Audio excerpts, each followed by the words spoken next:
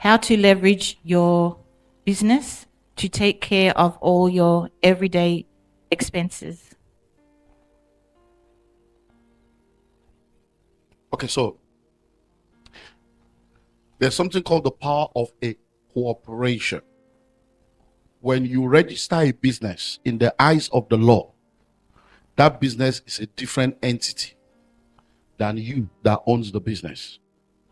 So the business now employs you, even though you are the owner of the business.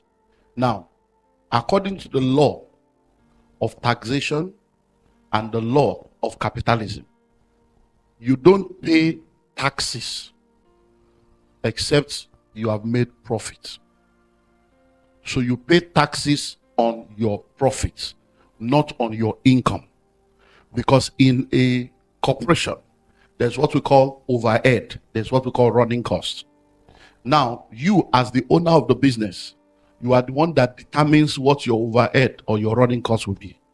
So if you start a business, whatever money you make, the law expects that everything it costs you to run the business and everything it costs you to make that money should be deducted. And whatever is left is what you will pay taxes on. So when you own a business, instead of you owning things, let your business be the owner of the things. So the car you are driving should not be in your name. The car should belong to the business.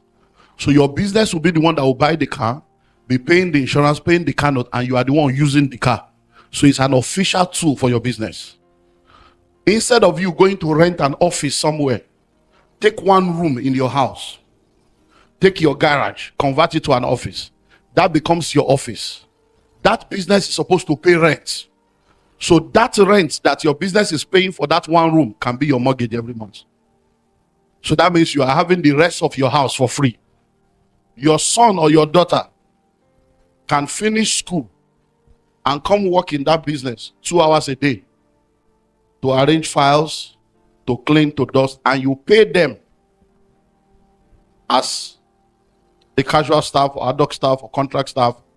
And that month. Now, when you are going out every Sunday as a family to go and eat in a restaurant, that can be called a business expenses, because you are now going out together as the owners of the business to discuss.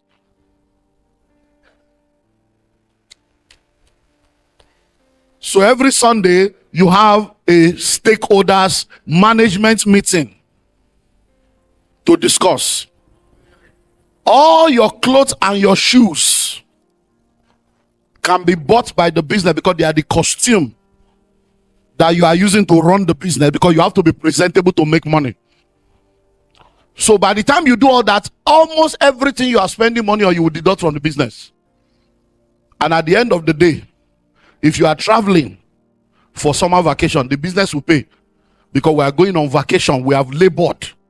We are now going to rest so that we can be. So that vacation will be called a retreat.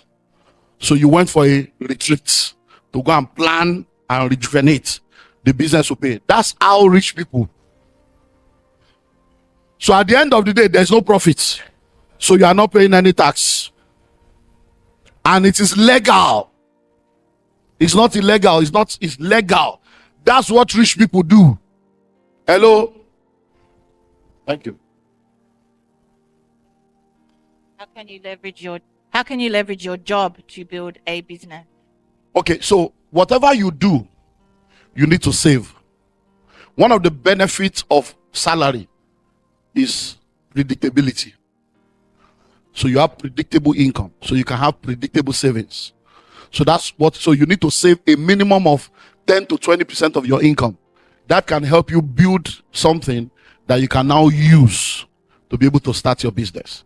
Then all the experiences you are getting, listen to what I'm about to say now. The experiences you are getting, the contacts you are getting, are all part of the things that you will need for your business. So every time you are working in a place, network strategically. Get to know people. Get their numbers. Stay in touch with them, because they may become your customers your investors, your advisors, your referrals tomorrow. So if you live in a community, get involved in the community. If your children are in a school, get involved in your children's school. Join the PTA, join Rotary, join chaplaincy, join all, so that you know a lot of people. Now, because you are working in an organization, when you are knowing them based on the credibility of that organization.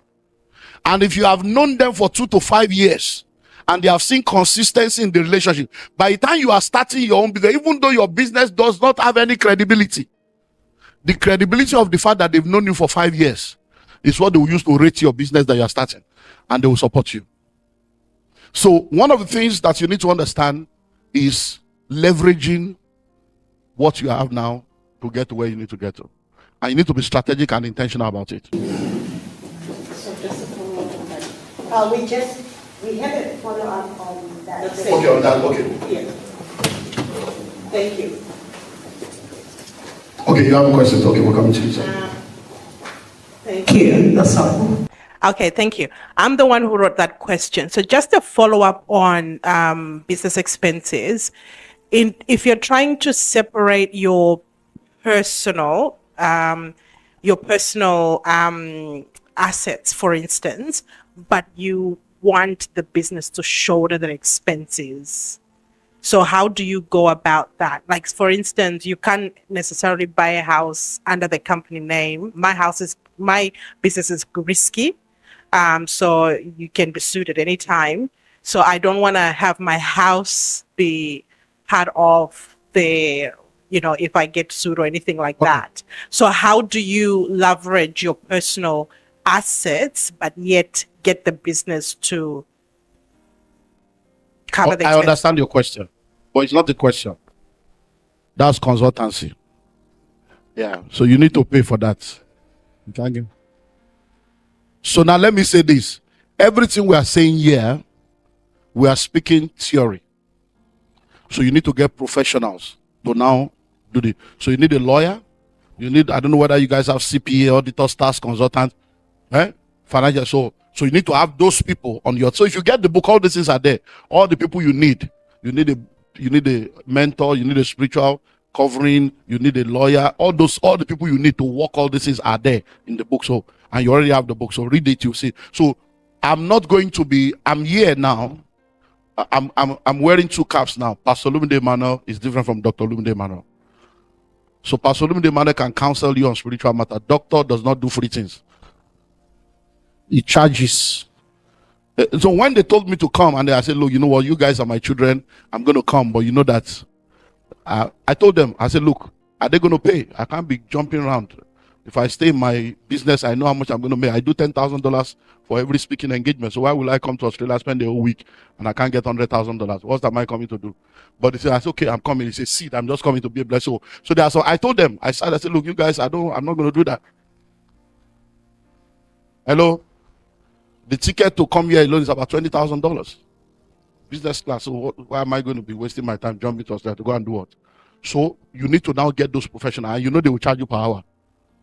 So some of the questions you are asking, I will not answer. Yeah, so go and do that work and pay, because you are not paying. So we have a question here that the cheapest way. No, let's take him. He's been lifting his hand. Yeah, we need to get him. So now the cheapest way to get it is just go and get the book. That's the cheapest one. Now it's cheaper. Everything there is less than $500, so it's cheaper for you. Yes. So what's your opinion of buying businesses cash down, no cash down? Buying businesses or buying property? Buying businesses, no cash down. Buying businesses cash. No cash down. No cash down. No cash down. Yeah, it depends on the kind of business. So for instance, I advise people, one of the things I advise people to do, especially when you start the Wealth Creation Network stuff I'm talking about, when you start Wealth Creation Networks, 2 things I recommend for people to do is real estate and franchising. Real estate and franchising. Because what we have done all over the world is what we call fractional ownership. So right now, we buy properties. So we get 10 people together, $10,000. I'll buy $100,000 property, and they get $1,000 minimum every month. And they share among the 10 of them. So we've done that, lots of that. We do that right now. We do that regular. That's what one of the things I do. So, and then you can buy a franchise and own a restaurant and own chains of franchises as a group. And you don't even need to manage it. You are the owner and somebody else manages it. So you can buy businesses without any cash once you have that opportunity to do it. And the return from the business can pay for the business and give it that. You can do that. So how do you deal with trust? How do you collaborate with people of different culture? Legal documentation. That's all. I don't need to trust you. How many of you have bank accounts? Do you know the owner of the bank? Do you trust them? Why? Because there's a document, there's an insurance. That's why you do what you do. Do you know the owner of the... So everything you are doing that you call trust is because there is legality backing it up. So you don't really trust them. You trust the system. You trust the justice system. You trust the law.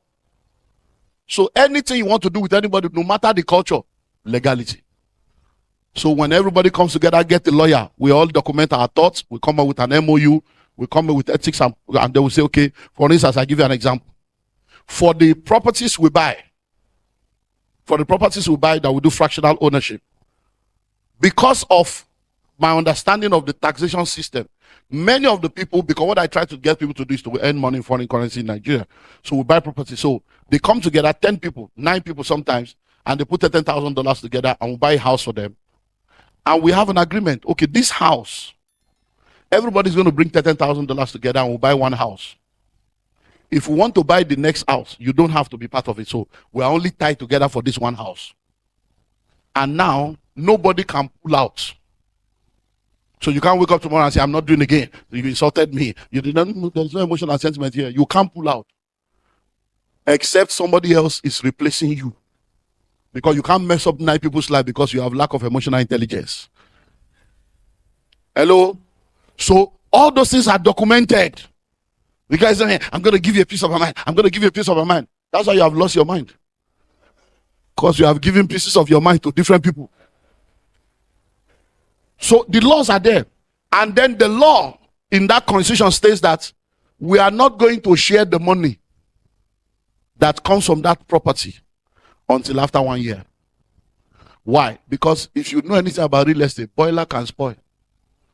And 3 months rent will have to go. Something can go wrong. So, and then you are going to pay insurance, you're going to pay taxes.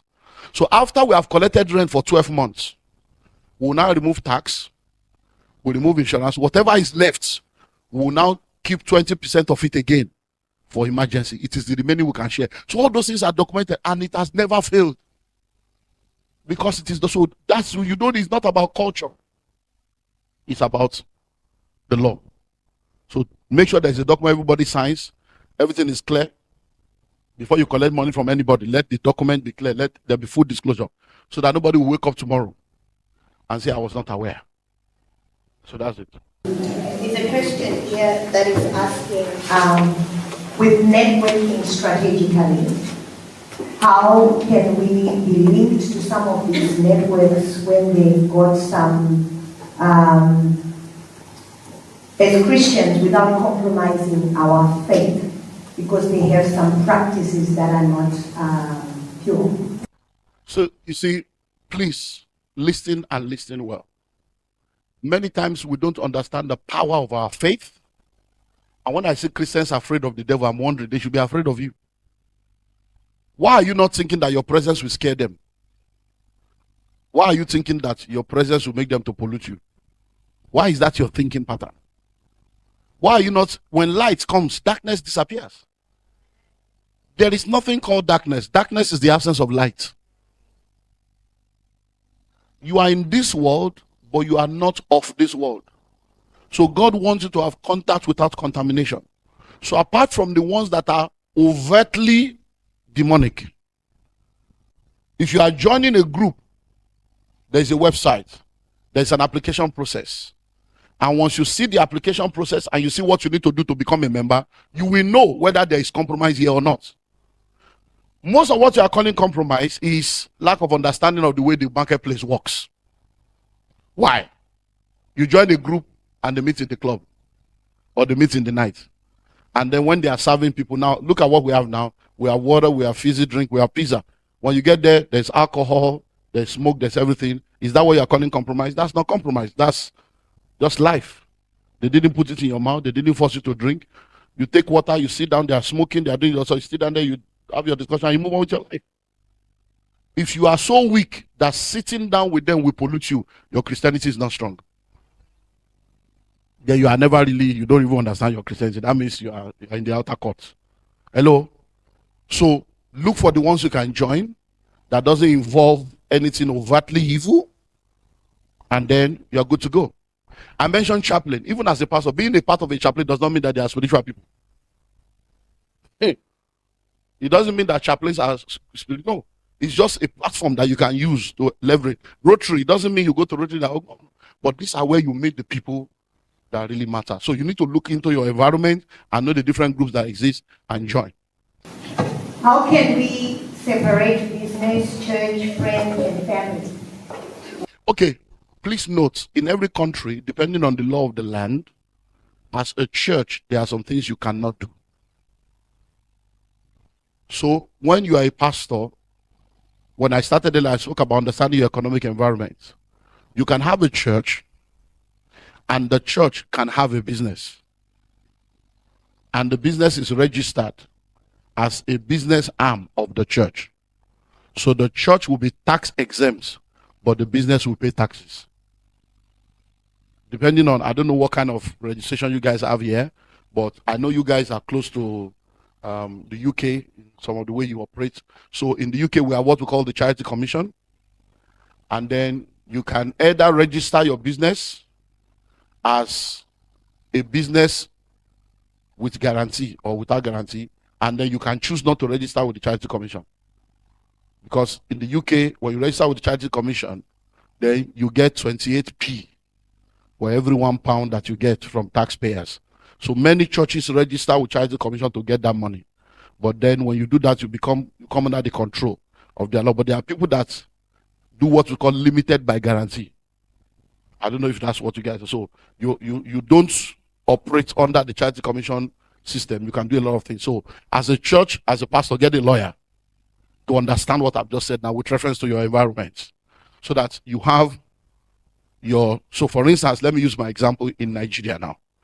Because I have offices in different parts of the world. So I'm registered in the UK, I'm registered in America, I'm registered in Nigeria. So I am the overseer of a network of churches called the Truth of Calvary Ministries. We have branches all over the world. It's part of our network. So now, as the overseer of that church is a ministry. I'm the founder, I'm the overseer. I'm not the owner of the church. Do you understand?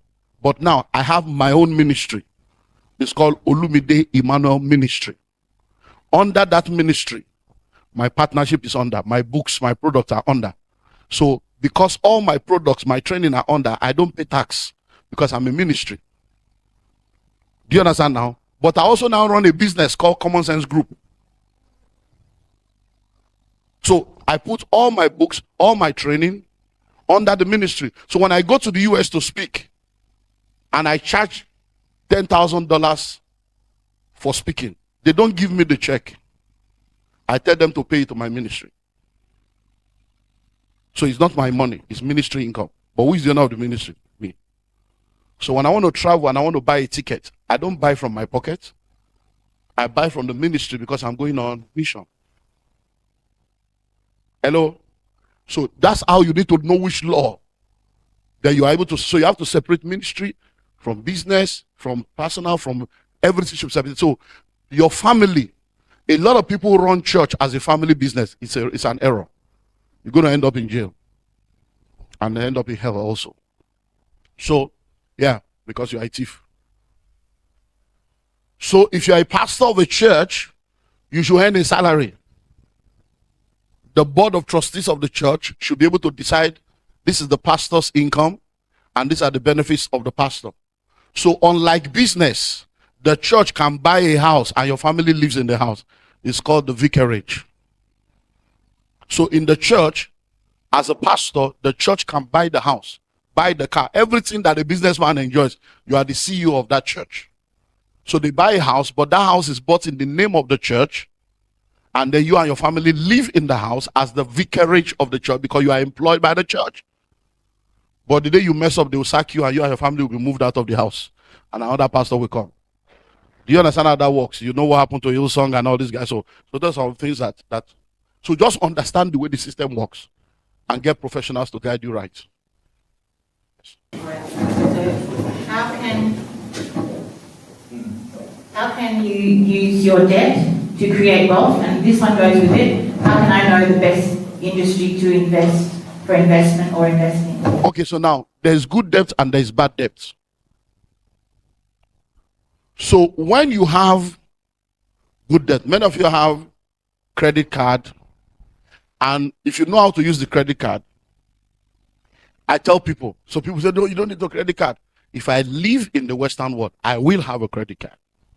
Why? Because that's how they record your credit score. That's how they know whether you have. So even if you have the cash, don't use your cash.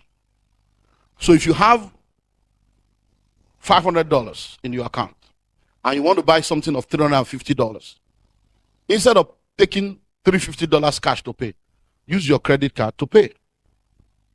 And at the end of the month, pay. So you will not be paying the interest on the credit card, but your credit score will be rising because you have never owed and your credit score will be high. Do you understand that? So don't use the credit card to build your credit score and pay it every month. And that's it. Even for your mortgage, they tell you no money down, 5% down, 20% down, da. But what you don't understand is this. The word mortgage is from the same word mortuary, mortician. Yeah, it's a grip of debt. So, but it's something that the capitalist system has put in place to help people. So what you need to do is to understand how to play the mortgage game. Don't ever sign for any mortgage that is all these 15, 20, 25 years. You are putting yourself in bondage. You know why? If there's any builder here, they will tell you.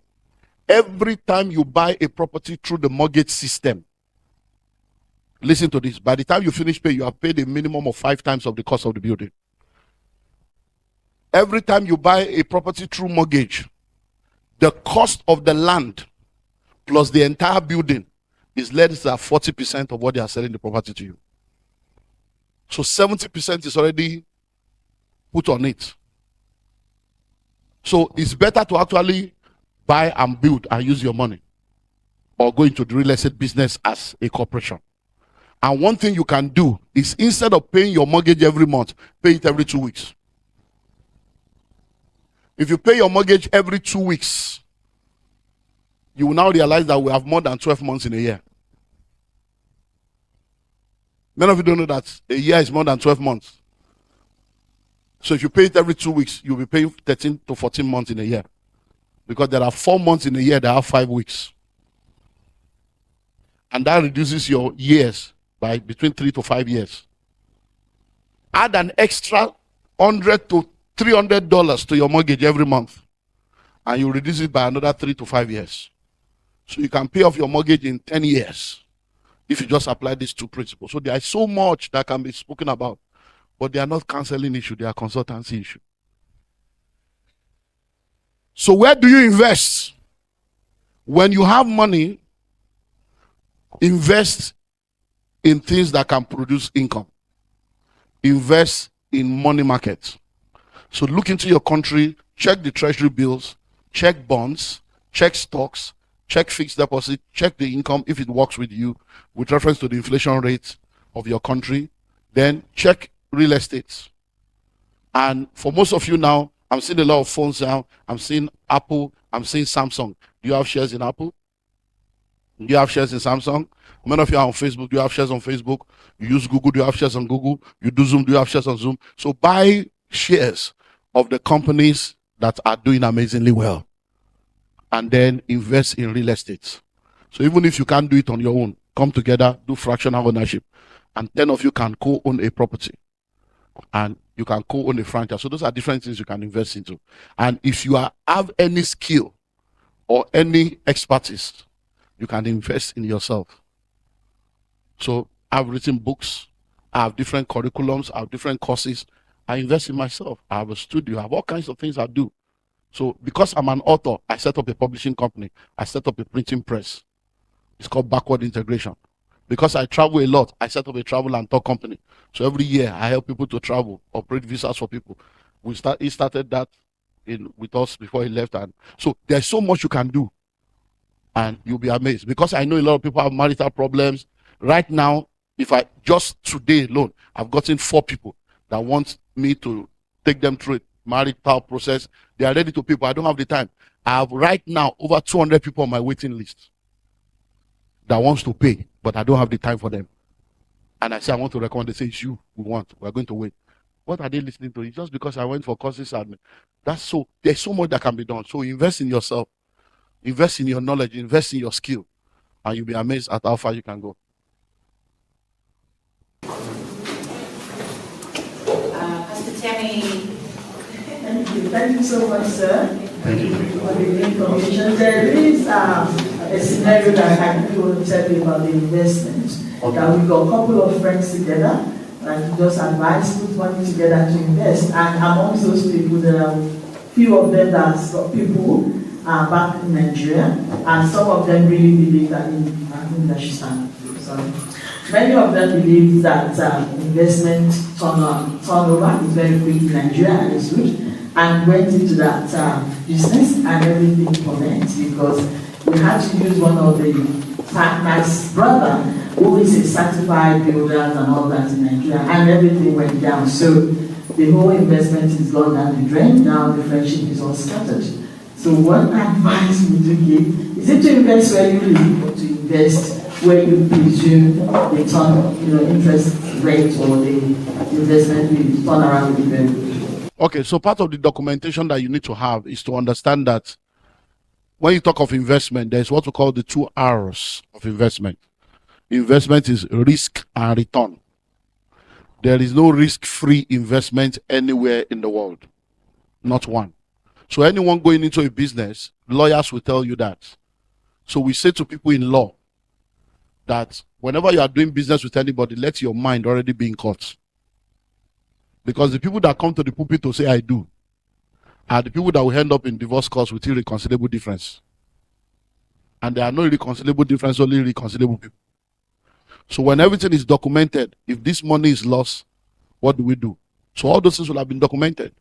Now to go to your question or to your specific. I cannot tell you invest in Australia, invest in Nigeria. It's your choice.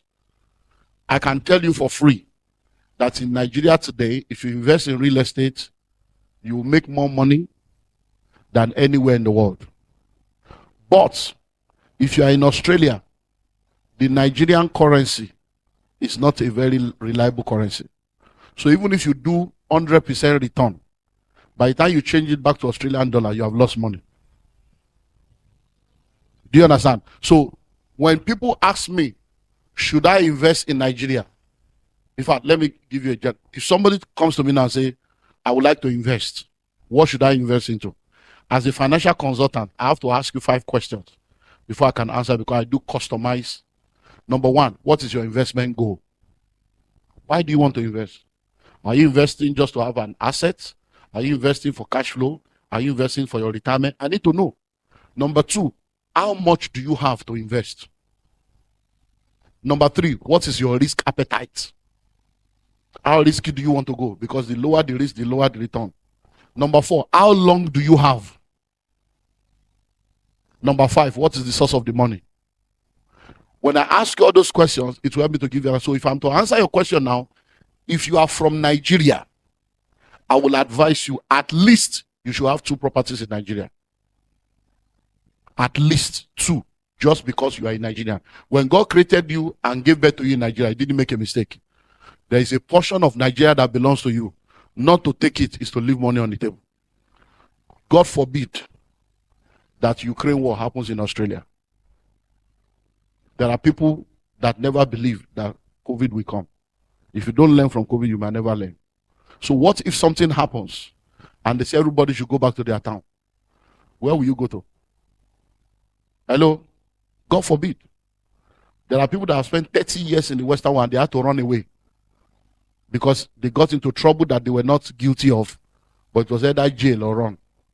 And now they run back to Africa, nothing. So you must have at least 2 houses. Number 2, if you have people in Nigeria that are always calling you for money, you see, have people in Nigeria that are dependent on you, then you need to have property in Nigeria. Why? So that when they call on you, you don't need to be stressed. The rent and the income will already be there for you to just do a transfer and settle all the mosquitoes. Do you understand the way that was? So those are some of the things you need to have at the back of your mind. So I will advise you, stop looking at Nigeria the way it was. Technology has advanced a lot of things. As I'm standing here right now, we have short-let apartments. Right on my phone right now, I can connect to the internet and I will know where all my cars are. We have short-let apartment. I can go online now and check whether there's somebody living in that house. I can check on the CCTV now, all the properties in Nigeria. I can check where my wife is right now.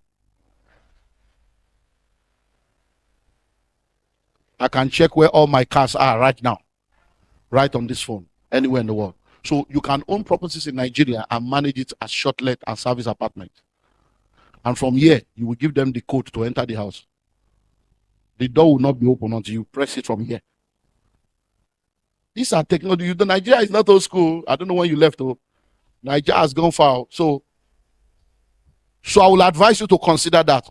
So all you need to do is to answer those questions and deal with people that are reputable.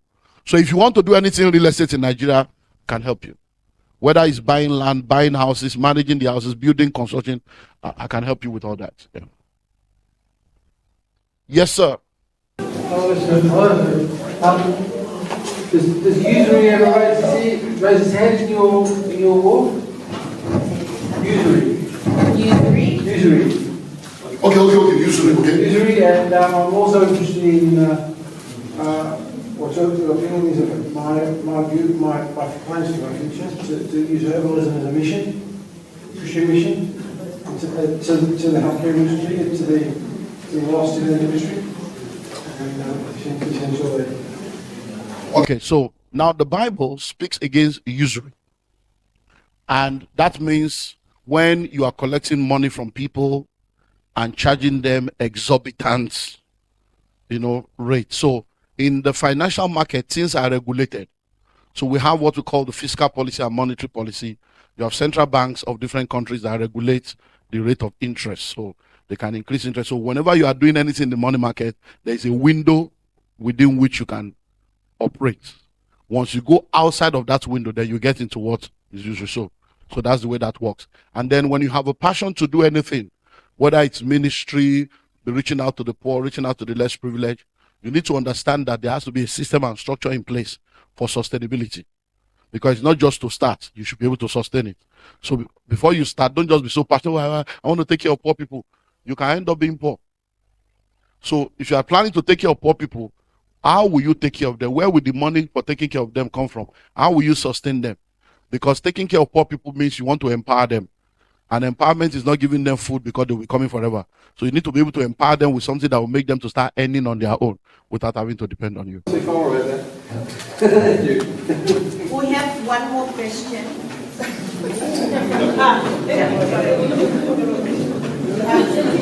Yeah, we have. So everybody's listening. We should start charging now. $100 per question. Thank you, Dr. Olumide. That's really been good. This is actually one of my areas. I also operate in the marketplace and all of that, and I probably listen to you as well, not the common sense approach. But my question is that somebody talked about the, if you're in a networking group where there seems to be, lack of integrity and all of that. I want to say that there's some networking groups that are actually Christian networking groups. So some of us are part of that. So it's just good to say, you're right, there's a Babylonian system, there's also the kingdom system. But there's some right here in Australia that are Christian based, and that's the we're going to join the BNI, it's also very good, it's the biggest in the world. So having said that, I just wanted to share some light. I think it will help a lot of us. The Bible says that we should be wise as serpents, and be meek as a dove. Most of us lean towards one side of the spectrum, in the sense that we're too meek than we are wise. I think we touched on it. We're praying all the time from Africa. We're binding it. We're, all of that stuff. This one must die, that one must be. And some people start in there and they're like, oh God, you have to do this. But I know that there is a distinction between the principles of Christ and the personhood of Christ. And I would like if you can touch on that. That would liberate a lot of people who believe that, okay, as Christians, you only need to pray all the time and business to grow. Thank you. God is the creator of all and the savior of some. So everyone on earth is created by God, but not everyone is redeemed, even though the price has been paid. As a creator, in order to perpetuate and sustain his creation, he put principles in place. Principles have nothing to do with redemption. So whether you are saved or not, whether you are an atheist or not, the rain will fall on the righteous and the unrighteous. If you breathe in, you will breathe out. If you plant corn, it will grow. It has nothing to do with redemption. So the principles of Jesus are the principles that the Creator has put in place for success, sustenance on this earth. And whether you are born again or not, if you apply it, it will work for you.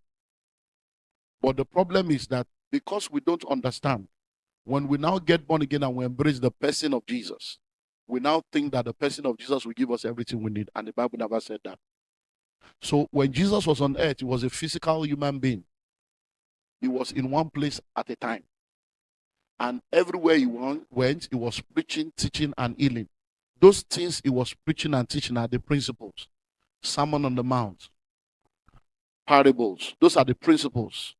He was teaching the principles of delegation, the principles of investment, the principles of plan. Which of you intending to build a tower will not first of all sit down and count the cost. All these are all principles of Jesus.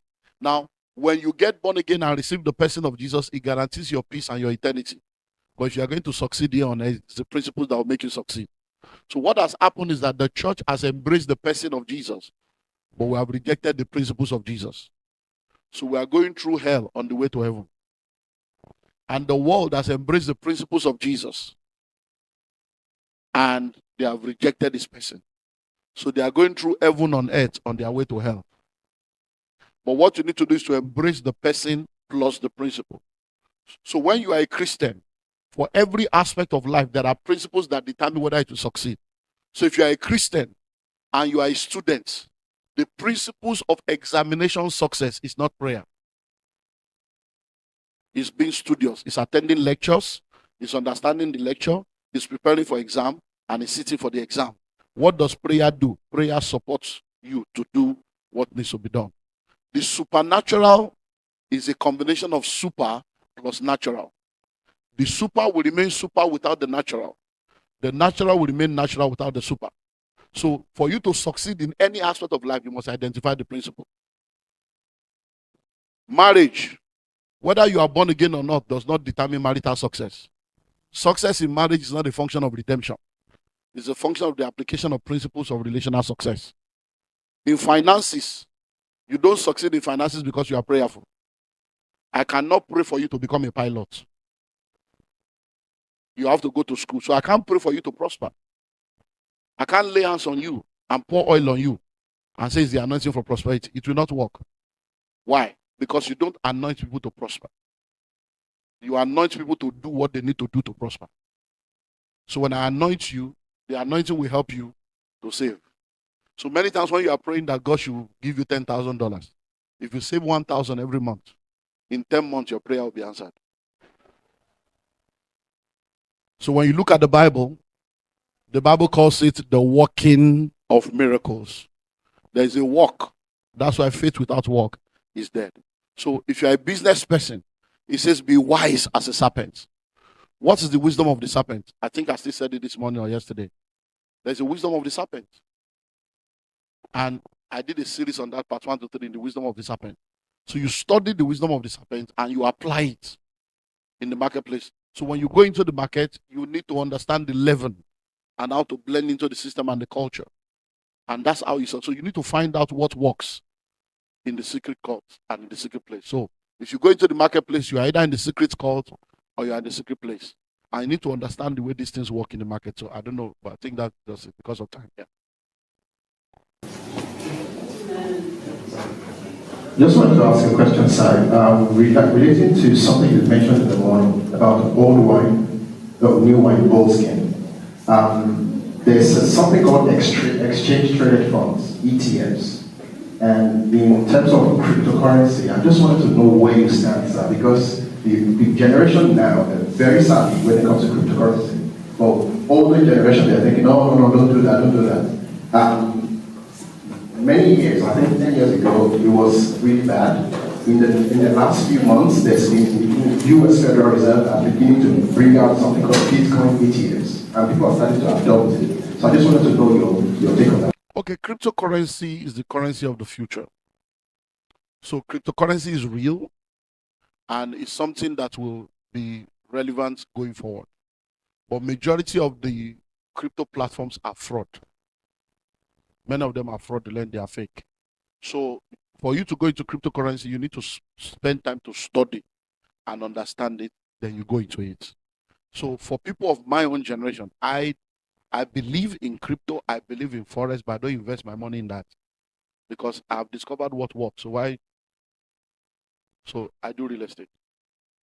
It has not failed me. And there's never going to be AI or technology that will replace people needing a place to stay. So I don't need to, you cannot be so sophisticated that you won't need a roof over your head. So I've discovered that real estate is the real investment. So I sit down with real estate. So all these crypto nights, no problem, it's good. But I don't do it. Not because it's not genuine, because I'm not interested. I already have what's working for me. What am I looking for? So let me just continue my winning formula. But for younger people, they can try it because, see, there are things we also tried that made us to learn. So they can try. If you put your money in crypto and it's lost, by the time you start investing at 25, maybe at 28, you lose the money. You cry for 1 year. You start afresh again. By 32, you lose the money. You cry again. At least by the time you lose 2, 3, 4 times, you wake up and wise up. You are still alive. But for somebody of my age, it can lead to high blood pressure, hypertension, stroke, and death. So we don't have much time fair. However, there are many of you now who are putting up your hands to ask questions. And I'm going to do something that maybe some of you will be upset with me for the night. But we will love each other because I need to collaborate with you so that we can do business. However, I will ask Doctor to just probably, if you have a question, quickly ask it and he will give you a snippet, because remember he said there is no voice without invoice. So now, from now on, it's now invoice time. It's now invoice time. You agree with me? Beautiful. So the quick question, and the doctor will just give a quick answer. Oh, yeah. Because no quick question. Let's do it. So what's the question? Straight. The question is to access to network. Okay. And then some of those network places, like in Christian, they won't be different. So I'm in 1 or 2. I'm just about to exit that group. Why do you want to exit? One, a lot of gay people, like the secretary is a gay. So what's your business with that? That's the problem. And then the last time I went for the meeting, because they know I'm interested. Okay. This is our Bible. Okay. It's different from your own Bible. Okay. I just want to know. But that's not a church. It's not a church. You didn't go to church. So why are you expecting them to behave like church? It's like going to a restaurant and expecting praise and worship.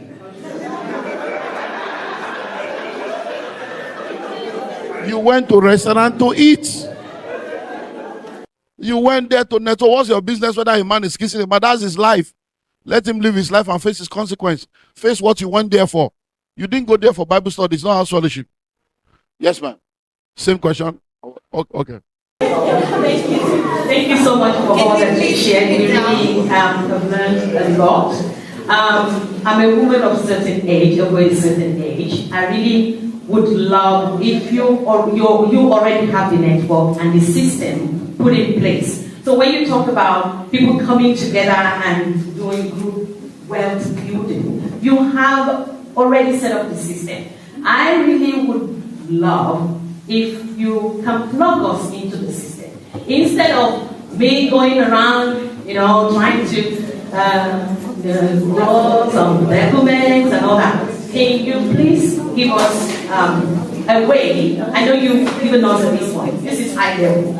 Is there a place for people to start with those groups? For those groups that I am involved in, the minimum is $10,000.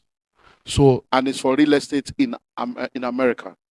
So, I think the one that we are doing now, we still have slot for 5 people. So if 5 people come, so what we do is $10,000. The minimum we do is 80,000 American dollars here. The minimum we do is 80,000 because we are buying properties in Detroit. Detroit went bankrupt years ago, so we have over 42 properties there. So we do more of Detroit because you can get properties of 80, 90, 100,000. So we play within 80,000 and above. So the one we are doing right now is $80,000. So 3 people have paid 30,000. So we are waiting for 5 more people to pay. So once the 8 people is complete, you wait for 90 days because we now go bid for the property, buy the property, renovate, do insurance, do quit claim deed, and then we'll put the tenants in there. So the way it works is the rent will be minimum of $1,000 a month. And then the agent will collect his own percentage, and then we'll do it for 1 year. So if you're interested, that's minimum of $10,000 that we can plug in. So sometimes, depending on when you enter, that's what determines. So for instance, now, people have paid 30,000 now, and their money is just sitting down there. We can't do anything until it's up to 8. So until we have 5 more people. So those are the problem that you can have because of what we are doing. So that's the only one that I can talk to or speak to now, because I really don't have the time to run where people are paying monthly. But this one, we know it's just one. Once we've done the house, we hand over. You'll be getting your rent. It's you and the agent every month, and that's so that's what we do. Yeah. 2 more questions. Okay. My question is, in the ministry, Ministry as a church ministry. Okay. Yeah, well, it's 7 out of church. For example, you're 7 when you're working in the ministry outside, in the work area, where you're working with people from the ministry. How can we separate that? Because they're expecting as a 7, when they come to the workplace, you meant to, because they have a relationship with you in church, they're expecting for you to compromise. And you don't want to compromise. So, and they're looking, oh, is she not this person? Is she not that person? How can we separate ourselves from them? That if I'm working, I'm working. I don't want to do church at work. I want to be your boss. So how can we do that without them feeling that you're being proud, you're being arrogant, or you're thinking you're too good? Okay. So I want us to break down the word compromise, because compromise is not necessarily a bad word. So I need to understand what you mean by compromise. So if you are saying compromise with reference to doing something illegal, doing something, but if you are talking of compromise with reference to special favors, then there's nothing wrong. Yeah. As long as the special favor is not contrary to professionalism and the policies and the ethics of the profession, then there's nothing wrong. The Bible says, do good to all men, especially to those of the household of faith. That's why I have you there. You're my sister. So what's the benefit of having you as my sister? But I'm not going to tell you to change figures. I'm not going to tell you to say I'm present when I'm absent. But if my son is having a program in school and is making a presentation, and I'm asking for 2 hours to quickly run and come, because you are my sister, you know that family is important to me, even though it's not my leave period, you can give me that, because we have a relationship. Do you understand? So we need to define what the compromise is, because sometimes you can think you are principled, but what's now the benefit of the relationship? Do you understand now? So that's because what you have said now causes trouble even in marriage, where spouses don't realize that, yes, you are my spouse, that's why I'm asking. Because, yeah, I should get benefit because my wife is husband. So that's it. Our last question for the night. Thank you so much. Just wanted to ask, what criteria should I consider in trying to understand the business of my career? Okay. So when you are in any career, you work to learn. So once you enter, all you are looking for is learning. How does this thing work? How was it set up? How did they develop products? How did they get customers? How do they price? How do they pay our salary? How do they do the markup? You are learning. And where is the business here? So you are learning. Who are our vendors? Who are our stakeholders? Who are the people we pay money to? Why are they? So you are beginning to see. So if you are in an industry, for instance, now, and you realize that in your company, you guys are spending like 800,000 in a year paying for logistics. That means in that business, there's logistic business. I can start logistics and be the one collecting the 800,000. Your salary in a year is 60,000, but you are paying another person 800,000 because they have a logistic company. If I own a logistic company, because I have the experience of having worked in the business, I have a leverage of getting the business. Are you getting that now? You sit down in the company, you realize that, okay, I'm a medical doctor, but every year we use gloves, we use face mask, we use syringes, and I'm like, okay, I can actually start producing gloves. I can start importing gloves because that's a business in that place. And you start supplying, you see medical equipment. So that's how you think. You are learning how things work to look at where the money is going and coming, and you position yourself. That's it. Thank you for taking time to watch this video. We believe we've learned something of great value. On this channel, we share videos on finances and wealth creation from biblical perspective. You can find more similar videos on this channel. If you enjoyed this video, please like, share and subscribe. Let us know what you've learned in the comment section.